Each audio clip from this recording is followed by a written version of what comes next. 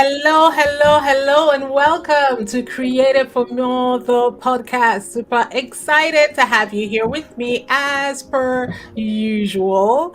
Today, I have got a fabulous guest. Fabulous guest. Her name is Dr. Ezinne Okwulehie, and she's check this out, self-actualization coach. She's a speaker, she's a writer, she's a trainer, and a transformational catalyst. She's also an eye care professional with over 10 years cognate experience. Over the years, she has consistently counseled, coached, and mentored visionaries into their place of impact, influence, and affluence.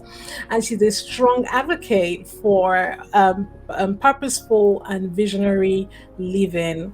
A few more things I would say about her. She's a convener of Mindraton. Yeah, we're going to find out what that is about. And host of the Unleash Your Greatness conference. And she's all shades of amazing. I'm going to let her introduce herself. Dr. Ezinne, welcome to the show. It's great to have you. Thank you so much for being here. Thank you so much, Tonbra. Thank you. Awesome. I want you to introduce yourself. Introduce yourself. Let my listeners meet you.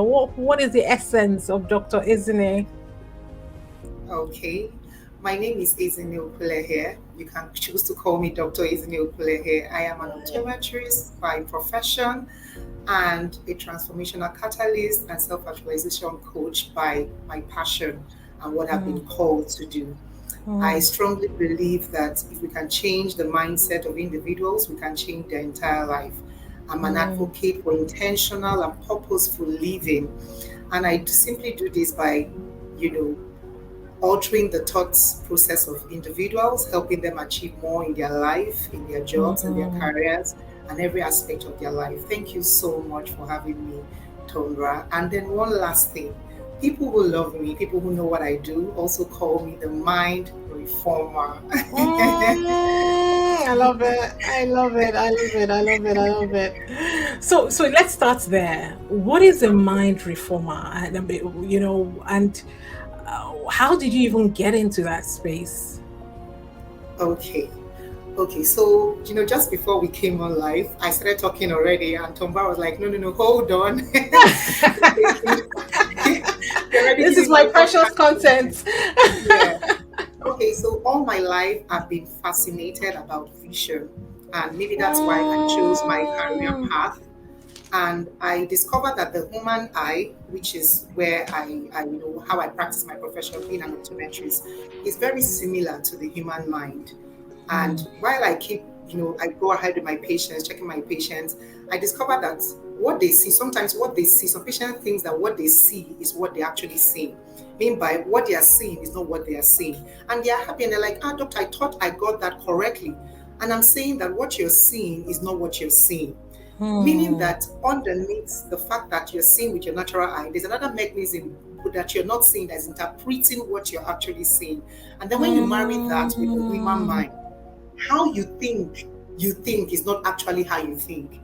How you think is the way you have been conditioned to think. So people think they are thinking what they are thinking, but really they are thinking what they have been conditioned to think. And this is what I see with my patients in the consulting room.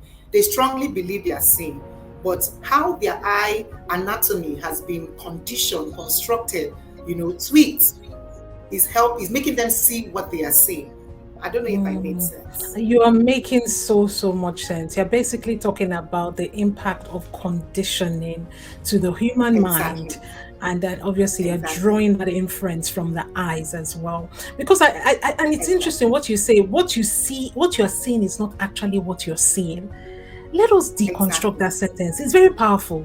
It's very, very powerful. What you're seeing is not actually what you're seeing.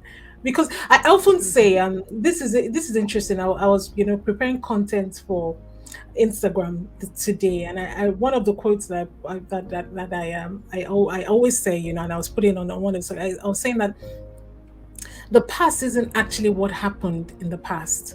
The past is actually the meaning you took away from what happened in the past. Great. So I think that links into what you're saying. What you're saying, what happened is not actually what happened. What happened is how you saw what happened. Exactly. Exactly. In fact, I wrote an article, and the title of the article was "How You See is Much More Important Than What You See," because Mm. what you're seeing is what is at face value, but how you see is the reality. And most often Mm. than not, a lot of us run our lives by what we see and not how we see. Mm. How is the Mm. conditioning. What you're seeing is what you're seeing, basically. So how you see Mm. is more powerful than what you see. Than what And you see. let me try and draw a nexus now. I'll be making references, to my profession, because that's what Mm. actually bettered, this mind reformer thing. Mm. So Mm. you have a patient seeing an O in the consulting room as a D, and the person strongly believes that that's a D. But that's what the person is seeing because Mm. of, but how? The person is seeing that because that's what the person is seeing. But by the time you say how you see becomes much more important than what the person is seeing. I love that. I love that. And so where does one start? First of all, Okay. there's the fact that you don't even know that you might be seeing wrong. That's one facet of it. The Yeah. second facet is what is right. Yeah. If you see what I mean, obviously Yeah. we have our moral cues that tell us, okay, this is right for Mhm. wrong. Do you see what I mean? Like how do we define, how do we start? What is that compass that helps us first of all start to see what is that right thing to see? And how do Yeah. you know that you're not even seeing right to even understand that you need to make a change? Okay. Like when I'm with my coaching clients, anybody I'm talking to, the first thing I ask you, is it serving you? Is it serving you? The Mm, second question is, what results are you getting? If it's not serving you and if you're not having results, then it's not helping you, basically. mm, It's not helping you, basically. So if I've done something over and over again and I discover that I end up with the same outcome over and over again, and that outcome is not serving me, then it's limiting me. It means I'm mm, seeing through a particular lens and I need to change that lens, mm, basically. So it's not a hard and fast rule that this is right or this is wrong, because the truth is, what may be serving others may not be serving you, and what may be an advantage for others in quotes may not necessarily be an advantage for you. So it's you, basically, your unique mm. context and how you relate with the world and the results that you're seeing. Wow, that is so good. So it really, really is. So are you suggesting then that in most things that people do, we need to almost do like a life audit to understand where we are per time, and then see what are those things that are not serving us, and then see how we see them differently? What's that process of seeing differently? Yeah, I love what you just said about a life audit. And coincidentally, I think about 2 days ago, I made a post and I said something. I said, a life that is not examined cannot be fully maximized. It's totally impossible. Mm, If you don't take out time to assess your life, in fact, after some time, I actually made it nicer because I felt I didn't want to be so finalistic.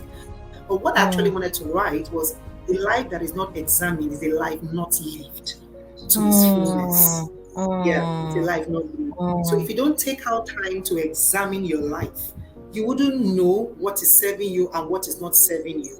And then what you don't know, you cannot deploy, basically. You mm, cannot take advantage of. So, like mm, for me, I do my life audits by quarterly. I mm, bring, because the funny thing, every human being is in transition. Like, one of my cardinal doctrines or messages I preach is unleash your greatness. And I mm, say that I was sent to help people unleash their greatness, but I don't stop there.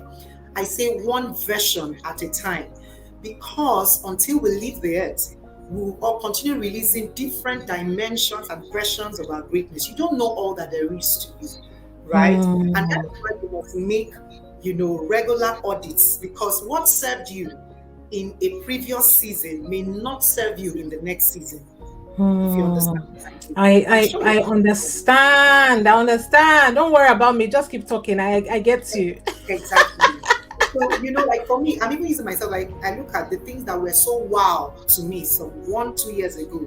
It's not like I would not necessarily say I have outgrown them, but I'm just saying that I am operating with new lenses and seeing new things.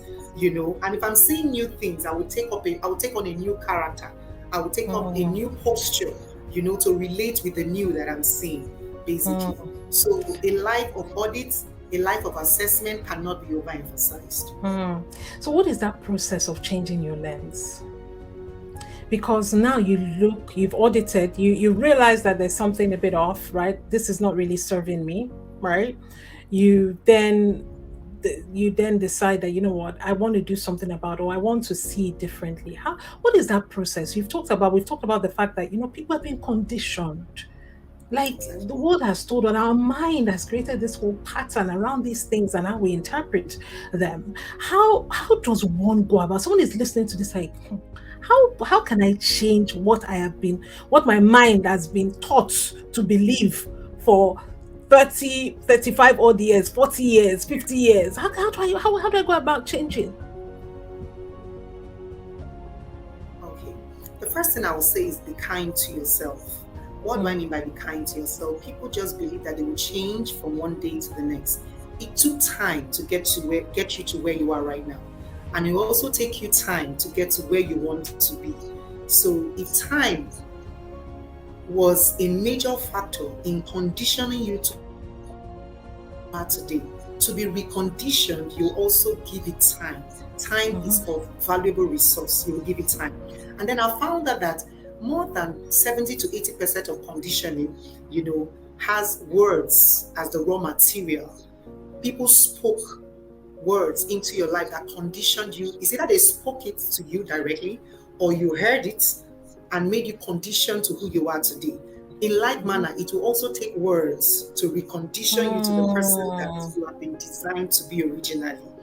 So you would mm, want to ask yourself, first of all, how am I conditioned? In what way am I conditioned? Is my relationship with money? Is it my relationship with individuals? Is it my relationship with success? Is it my relationship with the opposite sex? Different type of condition is depending. So you see somebody who has um, a mindset in the area of money that is empowering, but that same person has a very poor mindset and has been conditioned negative when it comes to relationships. So you see that person doing exceedingly well when it comes to finances, but does not have the capacity to hold down a relationship. So you want to know, where am I? Where are the red lights, right? And then you take mm, them out and get counter. I call them counter words. Like you're reprogramming your mind with words that are beneficial. Take, for example, you grew up in a home where maybe it was abusive, and then because of that, maybe you saw your parents hit each other, and then you don't have this trust, and that has caused you to be in a vicious circle of where you cannot keep a relationship, heartbreaks and all. First of all, you have to attain wholeness. So you get out words, that speak to your wholeness, and write them down. Get a journal and write them down. I am whole. I am complete. I am lovable. I am capable of receiving love. I'm capable of giving love. You write these things down. If you cannot have the exact words to put them down, get a coach or a mentor to help you construct these words. When you mm, take these words, I personally, because I've used them on myself for a part of my life, I mm, personally believe every morning is so powerful. You mm, speak these words quietly. Imagine yourself as being low. As you repeat them, when you begin, it will sound like you're foolish. In fact, it mm. will look like you are being an imposter, because the Because, conditioning yeah. in you is so strong, it will be screaming against what you're saying. But Mm, continue, but mm, continue. Somewhere along the line, there will be an overlap of mm, what you're saying and what is inside. It's like a glass of water. If this glass, I have a glass here, if mhm, it was dirty water inside and I started pouring clean water inside, once I start pouring the clean water inside, if you look at it, it will still be dirty. But at mm, some point, as I keep pouring, the dirty water will overflow. And then mm, at some point, the glass will be clear. But when I mm, started, it didn't look like I was doing anything. Now, mhm, pouring that water is like the affirmations that you're giving. Just keep mm, saying those affirmations that are countering your previous conditioning. And as you mm, keep pouring it, one day you will face a situation that you've always faced all your life. And you will have a different behavior and action, response toward that situation. You're like, who did that? It was you. mm, Then you will know that you have been reprogrammed completely. mm, Another way is to put yourself in a context that actually also reprograms your mind. Take yourself out of a negative context and put yourself in a context. Let me use an example. Mindset about money. You don't want to be around people who keep saying um, money is hard to come by. It's so difficult to make money. So take yourself out and put yourself in a community of friends that don't see money as anything. When you see your preferred future, you actually become your preferred future. I love that. I So love that. those are my two, my I've used it myself. I'm not saying something I used it myself in an area of my life where that was highly limiting, and I saw myself break out of it. It was so powerful. And, So and how long roughly did it take you? Because someone's for listening to it me, and wondering, yeah, like how long? What is the timeline on this sort of process? Like changing your mind, renewing your mind. Even the Bible says that you need to renew your mind. What is that? What is that process? And what is the timeline on the process for me, it was for about you? 3 months, and that was because I did it Mm, dedicatedly. You know, I they talk about habits, about forming habits in 21 days. Now, let me put this out there. It doesn't mean that you may not have a relapse sometimes, right? Like you just find yourself like, is that me? But what happens is that unlike before, yes. not your natural habitat. So immediately you repel it, Yeah. right? You repel it because it's not your natural habitat Sorry, anymore. one second, one second. I'm doing a podcast interview there. I'll come and see you later. Yeah. All right. Sorry. It's okay. Mm. So you Always. repel it, right? Mm-hmm. So I'm not saying that it's just a fast rule. It just Mm. disappears like that. No.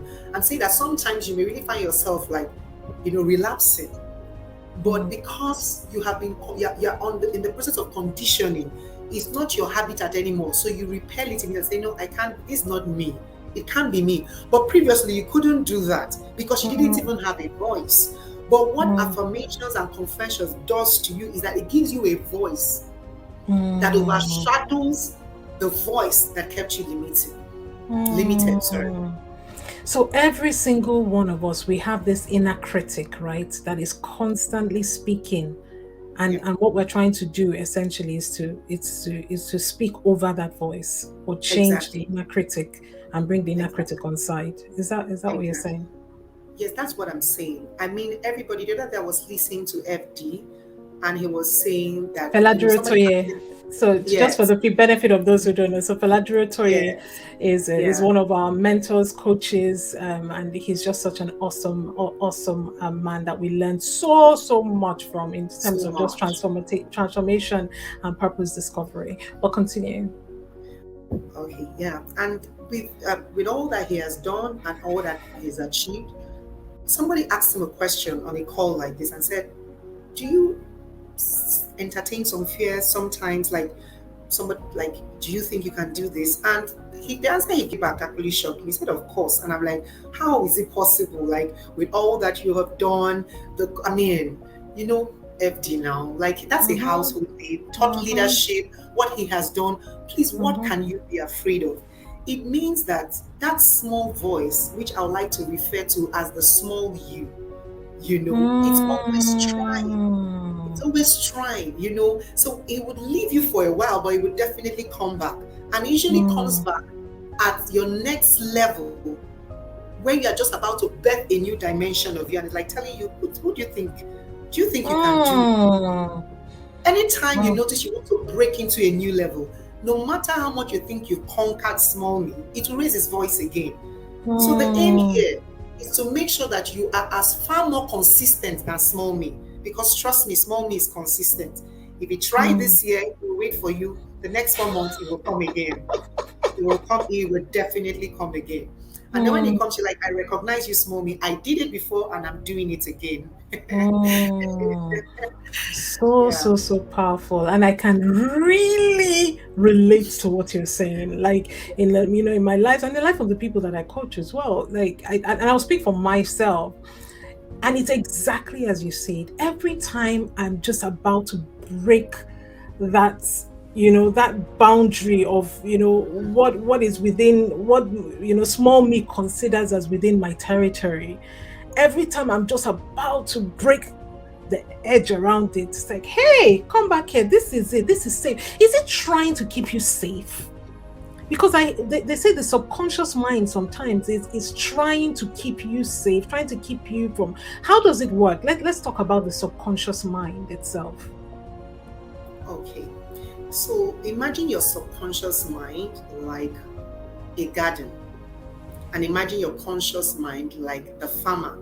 So everything you assess from your conscious mind goes to your subconscious. Everything you accept in your conscious mind goes to your subconscious mind. The subconscious mind doesn't ask questions. It doesn't ask, is it right or is it wrong?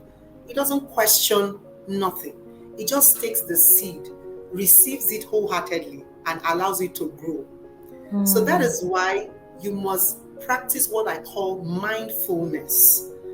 Because though the subconscious mind is subconscious, but your conscious mind can deliberately, intentionally condition your subconscious. I know that sounds like, if it's subconscious, how can I deliberately? By watching what goes in through your conscious mind. So the conscious mind is the gates. The subconscious mind is the garden. Whatever comes in through there is buried there, and it begins to grow. And like you said earlier, the subconscious mind loves safety. Please, this is what you give me. Don't break me out. I'm very comfortable where I am. Don't tell me I can do this. All my life, I know I've been conditioned to believe I cannot do this. Don't bring me out. But what we don't realize is that there is no relevance in the streets called safety. So, no, not at all. It doesn't exist. In fact, they don't go, they are parallel lines, right?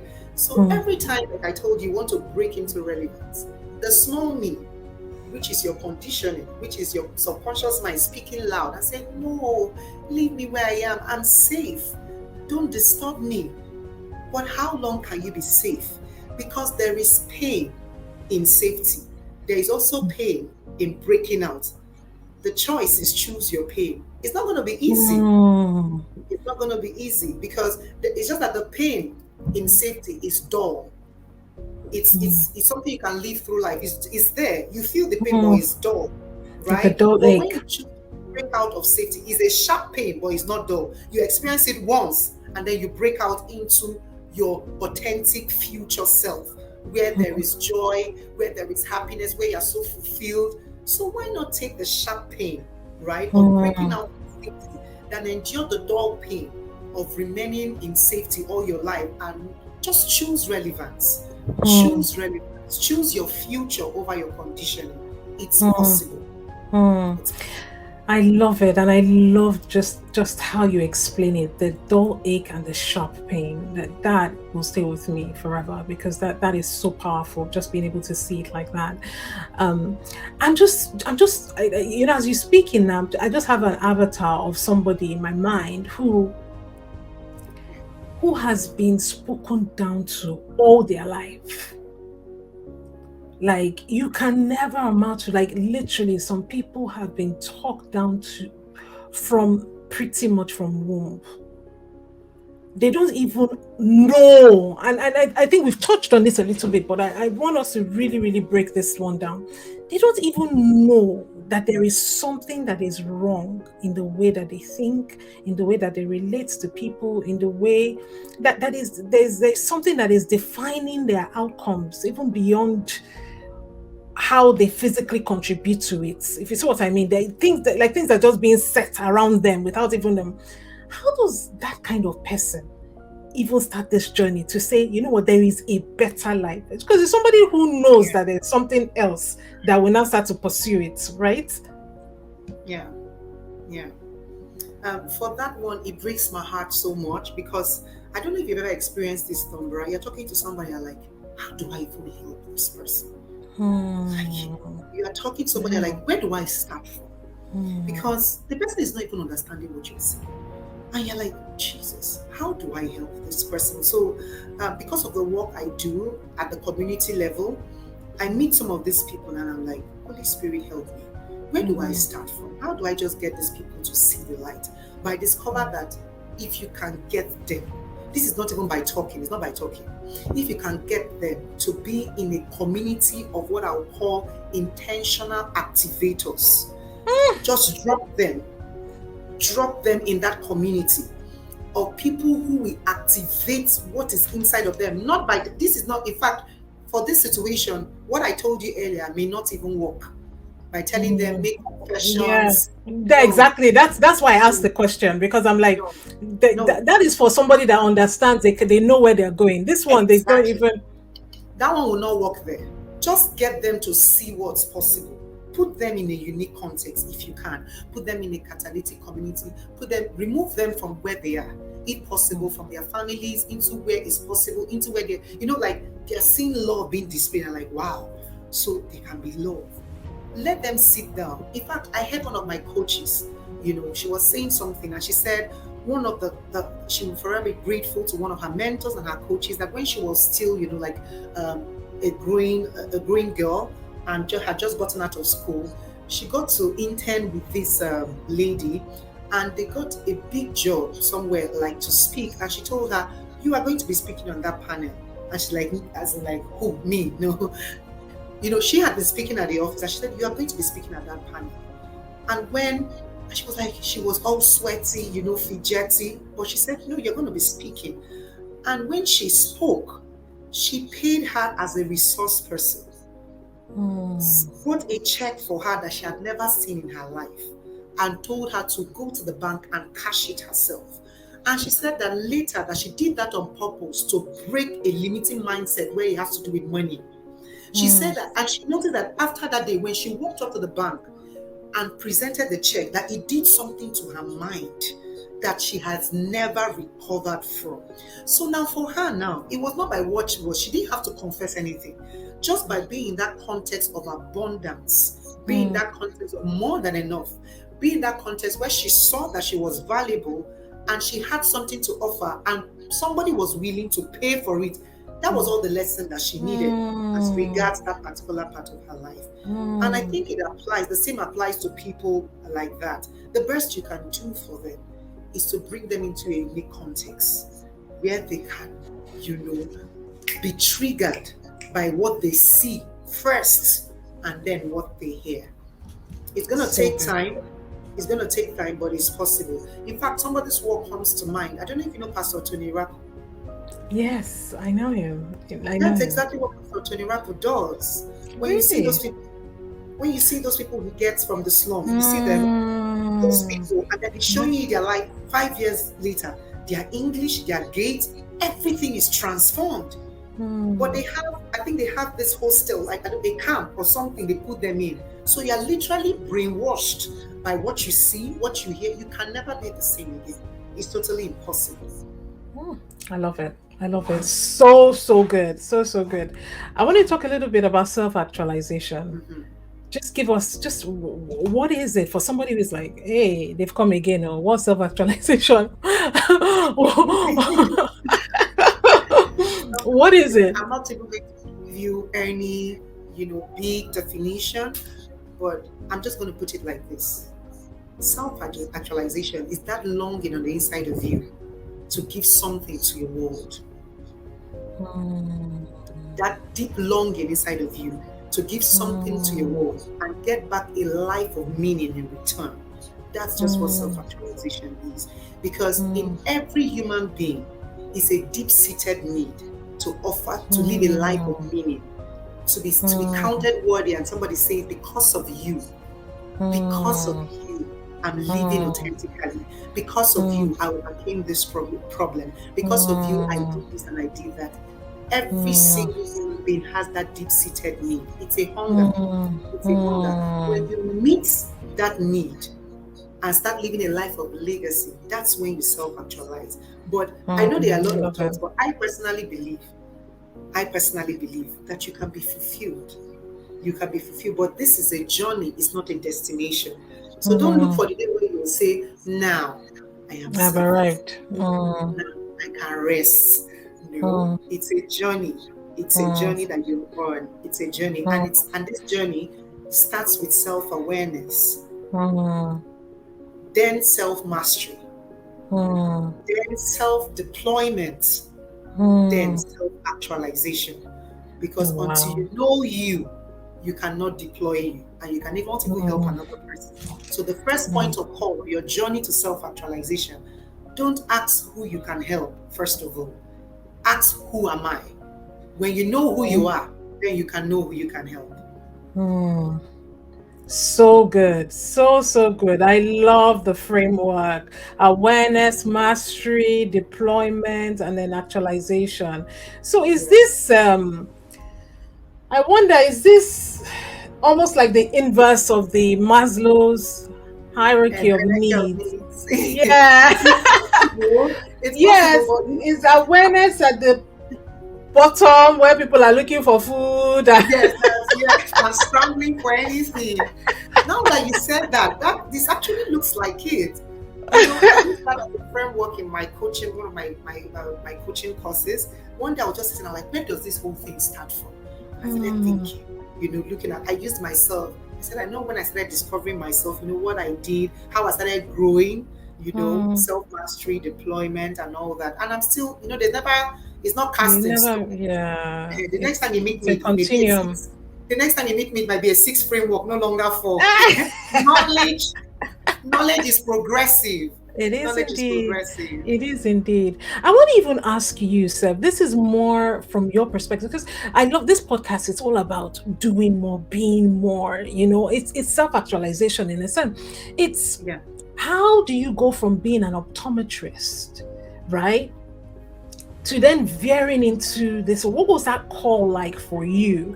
Why Okay. were you not content with being, you have your doctor, it's prestigious in itself, content, I've got my family. I mean, what am I still looking for, right? What was that, process of transition for you? And how did that start before you even knew that there was a framework? Just what I mean, you were already living it out. Yeah. Okay. I was fine. I was comfortable, like you said, as being a doctor. When they call you a doctor alone, at least it carries some air. You should be Mm, satisfied. And a doctor, mm, and mm, all that. But still, there was this something burning inside of me. And I mm, discovered that every time I'm talking, in fact, this was the feedback I got. Every time somebody talks to me, every time I leave you, I feel like I'm on fire. And I'm like, mm. why is it that I'm always eliciting a fiery response in people?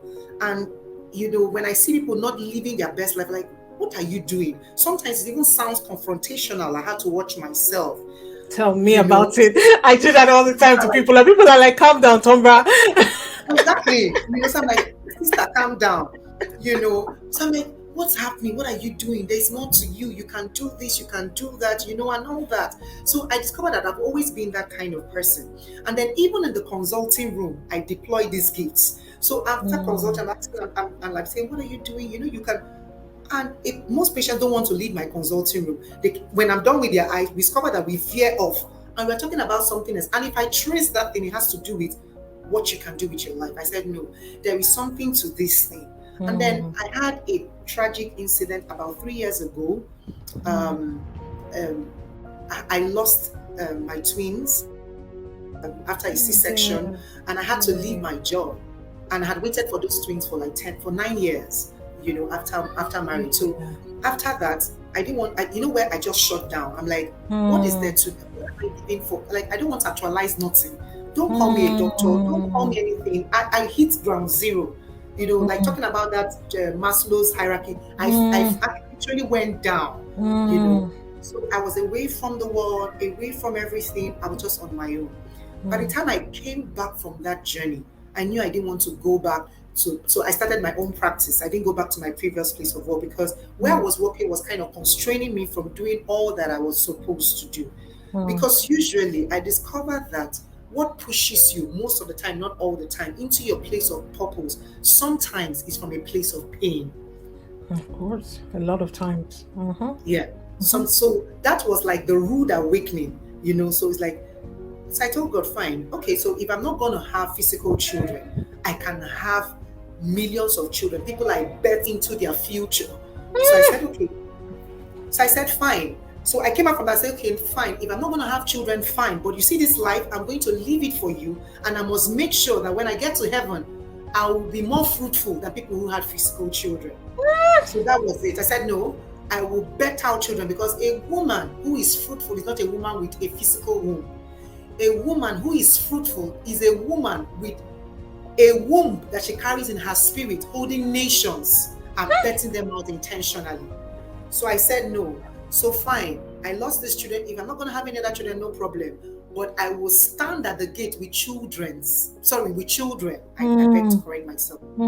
People who have health into their place of purpose, people who have health into their place of, authentic living. So that was it. So I came back, I said, okay, fine, I will pursue this thing. Then I entered the journey of growth. I didn't come out and say I'm helping anybody here too. I took out 1 full year, soaked myself in growth like never before. Like I was reading books, consuming podcasts, got on courses, I was insatiable. I was hungry.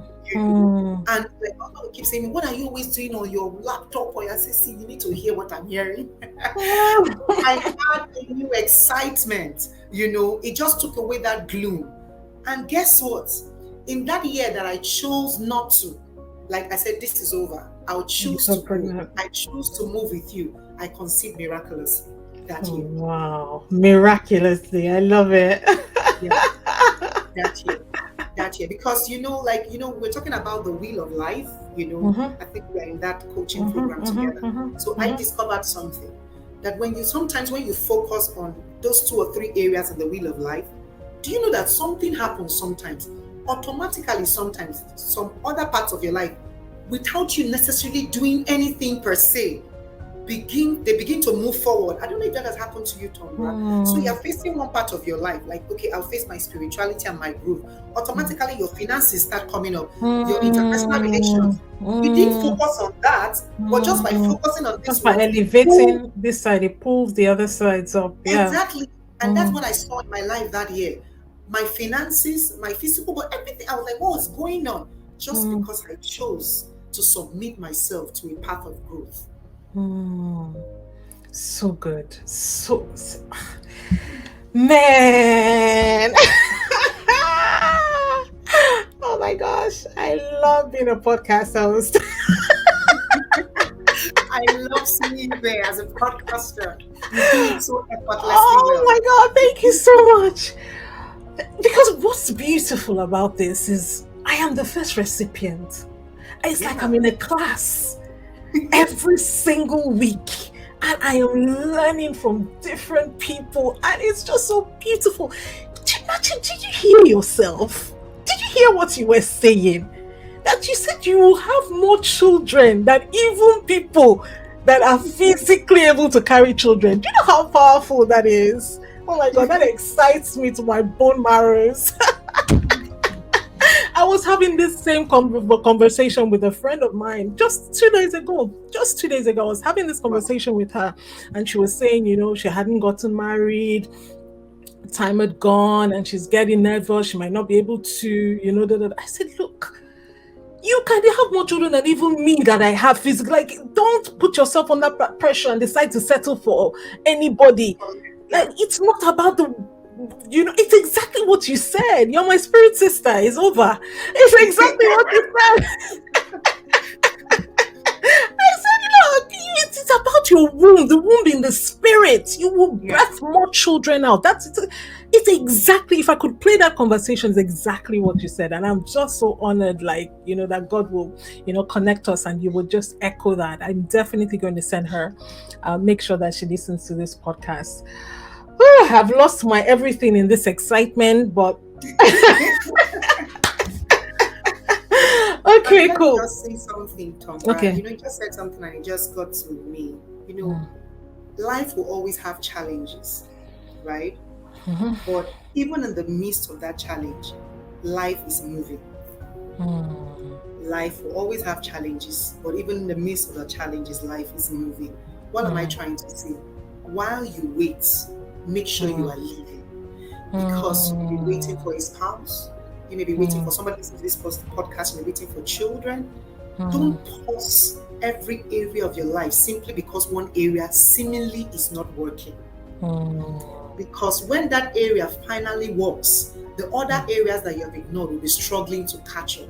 So true. So let there be a balance. you know. Mm, So even though this is not working, and I understand you perfectly, it can be painful. People can say hurtful things, but don't mm, dwell there. Let the other areas of your life keep moving. When this one finally happens, it will just catch up. You're like, okay, so you're here, mm, keep moving. The train is mm, moving. If you have mm, come, husband, you have decided to come, when you are joining the train, we're already moving somewhere.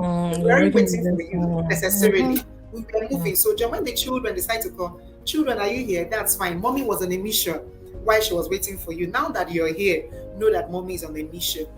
Do you get what I mean? mm, It I gives you a know. sense of fulfillment. There'll be crying days, there'll be low days.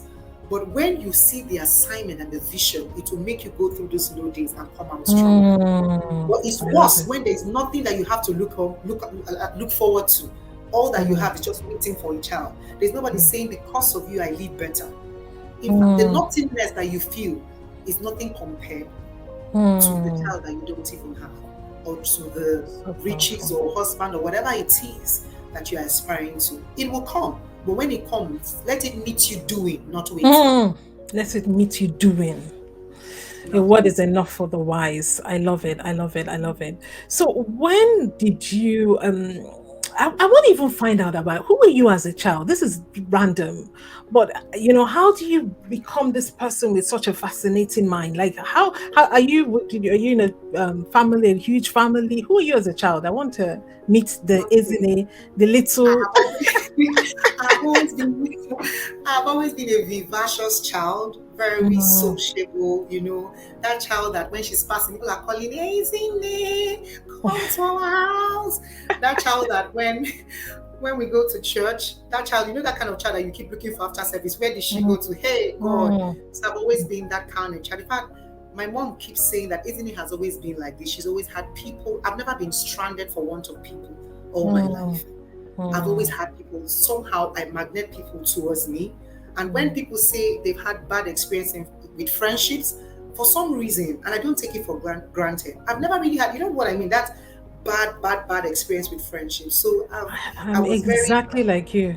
I'm I've never, exactly. I I don't don't, so understand sometimes it. I don't Yeah, even I don't try talking. understand it. Yeah. I don't understand it. My friends keep saying Mm, you're lucky. And I'm like, I don't even know. Should I say that I'm lucky? And maybe it's because I'm very open. If I meet you the first 3 days, you know all that there is to me. So you know what not to bring my way, right? mm, So what mm, you see is what there is. So I've been always that mm, vivacious child. I grew up in a home filled with so much love, and we were given a voice early. If something hurts you, say it out, mm, right? If something, so I've always been vocal. My parents will mm, encourage you to talk, so talk what's happening. So I've always been like that. And then when I got into school, I led a fellowship, so I always had to talk to people also.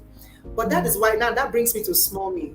For 6 years of my life in school, I was talking to people, like, and not just talk. People applauded my talk, right? They were like, man, the way you talk, people, and all that. I was mm, teaching the way I teach my oratory prowess. But guess mm, what? When I wanted to take this path, small me still rose up his head. What are you going to say?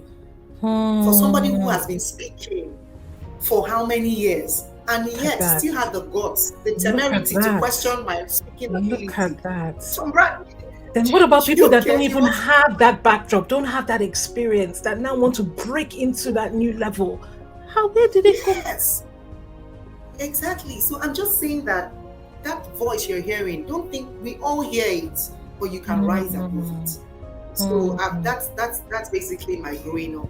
That's how I grew up. I had a voice. I was given a voice early, so maybe that's why I'm I talkative. love it. I love it. I love it. I love it. Fantastic. No, you speak. Yeah, you're on point. Let's as we close this now. I want you to just speak to someone about 2022. We're in the new year, and someone's listening to this and thinking, wow, I feel fired up. I feel activated. I've got to do something. What are, one, two, three things that are must do's, for them in 2022 as it pertains to, maximizing their lives, as it pertains to, self-actualization. What are some things that are important, Okay. critical, that they must not negate? Okay. So allow me to just flip back to 2021 the last webinar I held in 2021, and I titled that webinar "How to End Your Year Right." And then when we got into the webinar, I told them I was handing them a pre-flight checklist for 2022, because if you're in the aviation industry, before a plane takes off, there's what they call pre-flight checklist, things that they have to check. So I told them in 2021 to imagine that 2022 was a destination, their lives, as it were, was the aircraft, and then they themselves were the pilots, piloting their lives into 2022. So I told them I'm going to hand them a checklist before they embark on that plane. And even if you're listening to this in January, it's still fine. I give them 6 pre-flight checklists I'm going to share with you quickly. Number 1 was, where are you right now? Be sincere with yourself as to where you are right now. Take an assessment of your life. Where are you in your marriage? Where are you in your career? Where are you in your business? Where are you in your finances? Every area of your life. Be sincere with yourself. And the thing is, the world may be applauding you as being successful, but I want you to, come out of yourself, as it were, and look at your life. You know the capacity that you have. Ask yourself sincerely, where am I right now? How far have I deployed myself? What were the things that I did that brought me out of my comfort zone in the past year? Did I even do anything that brought me out of my comfort zone? So find out where you are right now. And the second pre-flight checklist I told them was, where are you going? Right? Where are you going? Where do you want to go in 2022? What's your vision? That speaks to vision, your destination. What's your vision? And the third thing I said, what do you need? You must find out what you need, the resources you need to get there, the amount of fuel, energy you need to get there. Who do you need was the fourth one, because you can't do life alone. You need people. You cannot do life alone. So you begin to ask yourself, in this season of my life, who am I supposed to be listening to? Because there is somebody sent to you for every season in your life. Who am I supposed to be listening to? What alliances am I supposed to be making? Who is going to hold my hand into 2020, into the vision that I see? Then number 5, I'm sorry I'm giving this in abridged versions. Maybe, No, go ahead. Yeah. Number 5 is, who or what am I avoiding? What am I supposed to avoid? Because one of the cardinal rules of flight safety is to envisage a problem and get the solution before you meet the problem. So you see pilots take more fuel than they need, just in case they need to hover in the air, right? So that they don't burn out of fuel. So you must cast your mind and do okay, what are the things I need to avoid? That can trip me up? What are the things that are going to stop me in 20? That the likely things that are going to stop me? Are they friends? Are they habits? Right? What are they? Identify them now and get a watertight strategy on how to circumvent, these limiting roadblocks, right? Once you have that strategy, immediately you see it, you know what to do. But when you hit it unprepared, you are flawed. But when you see it, you're like, no, I knew you were coming, but I have your solution, right?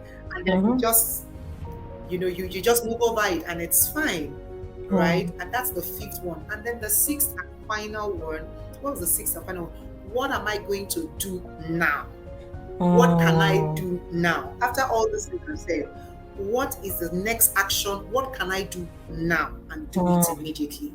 I believe in you, and I will see you at the top. Yay! What an awesome closer. Thank you so much. This has been an incredible session. I know my listeners have been blessed, and I thank you for pouring out your heart to them in such a knowledgeable and deep, insightful way. Thank you so much for coming on the podcast, and I celebrate you.